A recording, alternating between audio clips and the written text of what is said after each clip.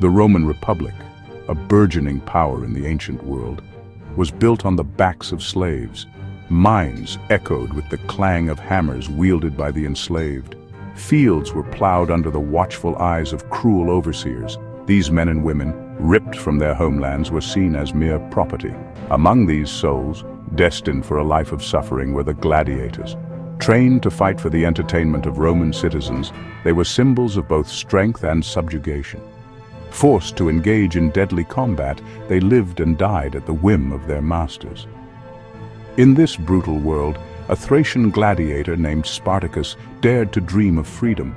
His name would become synonymous with rebellion, his spirit a beacon of hope for the downtrodden. The rebellion led by Spartacus served as a stark reminder that even the most powerful empires could be challenged by those they sought to oppress.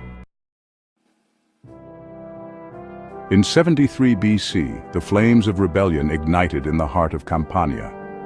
Within the walls of a gladiatorial training school in Capua, a daring plan was hatched. Spartacus, along with around 70 of his fellow gladiators, resolved to fight for their freedom. Armed with whatever they could scavenge, they overpowered their guards and burst free from their prison. The escape from Capua was swift and brutal. These were not simply desperate men, they were trained warriors.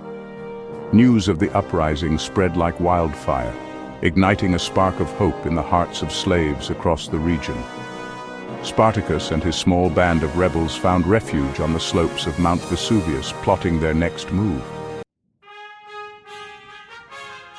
The Roman Senate, initially dismissive of the slave revolt, dispatched a small, poorly trained force to quell the uprising. They underestimated the strategic brilliance of Spartacus and the burning desire for freedom that fueled his followers. In a series of early skirmishes, the rebels, employing guerrilla tactics, routed the Roman forces. These victories sent shockwaves through the Republic. Spartacus, once a gladiator, had become a symbol of defiance.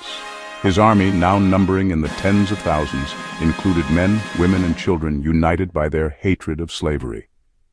As Spartacus led his followers north, his legend grew. The continued success of the slave army sent a tremor of fear through the Roman elite.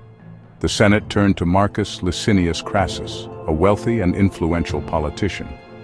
Crassus raised a new army, larger and more disciplined than any that had been sent against Spartacus before. Crassus's legions, hardened by rigorous training, marched south to confront Spartacus. The stage was set for a confrontation that would decide the fate of the rebellion. Spartacus, realizing that his forces were outnumbered, made a desperate gamble. He turned his army south, hoping to cross the sea to Sicily. But his plans were thwarted by treachery and logistical difficulties. Trapped by Crassus's legions in Apulia, Spartacus prepared for a final stand. The Battle of the Salaris River was a bloody struggle between a desperate force and a powerful army. Some say Spartacus fell in battle. Others claim his body was never found, feeding the legend that he escaped. Regardless of his fate, Spartacus's rebellion left an indelible mark on Roman history. The Third Servile War, though ultimately crushed, exposed the inherent weaknesses of a society built on slavery. Spartacus became a legend, his name whispered by slaves and commoners throughout the Roman world. The spirit of Spartacus, the yearning for freedom and equality, would continue to inspire generations to come. His story stands as a testament to the indomitable human spirit and the enduring power of the fight for liberty.